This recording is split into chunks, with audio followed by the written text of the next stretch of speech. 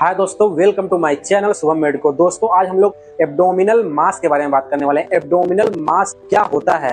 ये पूरे abdominal part में, पूरे पेट वाले भाग में एरिया में इन्फ्लामेशन हो जाना, सूजन हो जाना, भारीपन होना, उसे एब्डोमिनल मास कहते हैं। दोस्तों ये किन कारणों से हो सकता है? कोई भी यदि सिस्ट है एब्डोमिनल पार्ट में, कोई भी सिस्ट है, ट्यूमर है या फिर कोई भी इन्फेक्शन है तो उसके कारण भी एब्डोमिनल मास हो सकता है। दोस्तों कॉजेस के बारे में बात कर लेते हैं, किन कारणों से एब्डोमिनल मास होता है।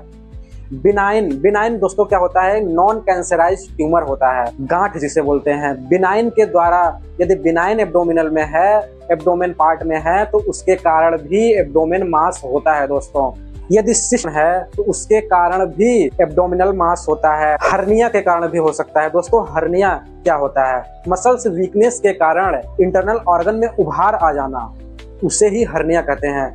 यदि हर्निया है तो उसके कारण भी एब्डोमिनल मास होता है। दोस्तों एब्डोमिनल मास होता क्या है? आप लोग इमेज में देख सकते हैं, ये एब्डोमिनल मास इसी को कहते हैं। दोस्तों इनलार्जमेंट ऑफ स्प्लीन, यदि स्प्लीन का बढ़ा हुआ है, यदि स्प्लीन बढ़ा हुआ है तो उसके कारण भी एब्डोमिनल मास होता है। दोस्तों लाइपोमास के द्वारा भी एब्डोमिनल मास होता है।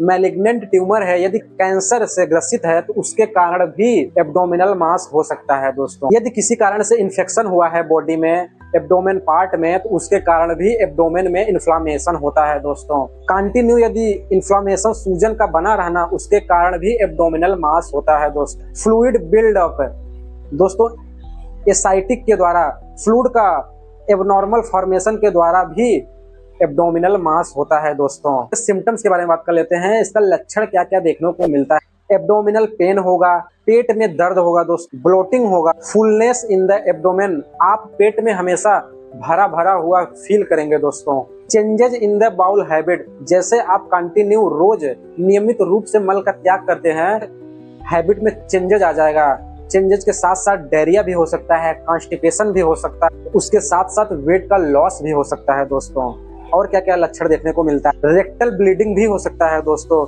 या फिर यूरिन में ब्लड का आना, ये सब लक्षण देखने को मिलते हैं। दोस्तों अब हम लोग इसके ट्रीटमेंट के बारे में बात कर लेते हैं। ट्रीटमेंट में क्या क्या कर सकते हैं? दोस्तों कोई भी पेशेंट एब्डोमिनल मास से ग्रसित है तो क्या क्या ट्रीटमेंट, मेडिकेशन दे सकते हैं, सर्जरी कर सकते हैं, कीमोथेरेपी कर सकते हैं, रेडिएशन थेरेपी कर सकते हैं, ये सब ट्रीटमेंट में कर सकते हैं। दोस्तों ऐसे ही नोट्स वीडियो पाने के लिए हमारे चैनल को लाइक, शेयर, सब्सक्राइब जरूर करें। दोस्तों धन्यवाद।